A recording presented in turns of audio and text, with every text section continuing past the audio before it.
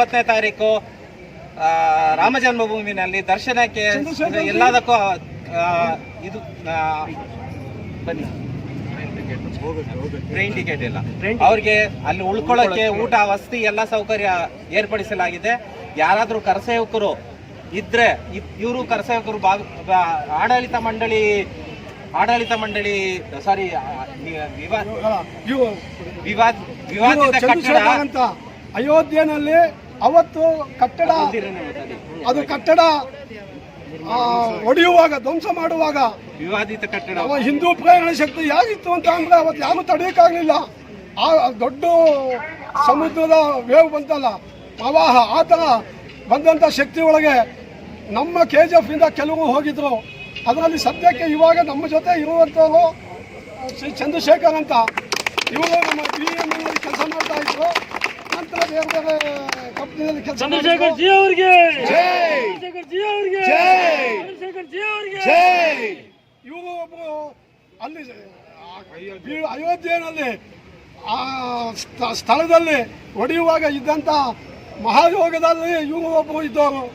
ನಾವು ಅವನ್ನ ಪ್ರತ್ಯಕ್ಷ ನೋಡಿದಾಗ ಅವತ್ತಿನ ಸೀನ್ಸ್ಗಳೆಲ್ಲ ನಮಗೆ ಟಿವಿನಲ್ಲಿ ಅದರಲ್ಲಿ ಬಂದಿರೋ ನೆನಪಾಗುತ್ತೆ.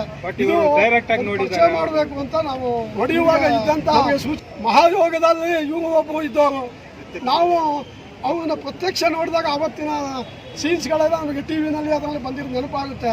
ಇದು ಪರಿಚಯ ಮಾಡಬೇಕು ಅಂತ ನಾವು ನಮಗೆ ಸೂಚನೆ ನಮ್ಮ ಕನಸೇವಕರನ್ನ ಪರಿಚಯ ಆಗಬೇಕು ಅನ್ನೋದು ಆ ದೃಷ್ಟಿಯಿಂದ ನಾವು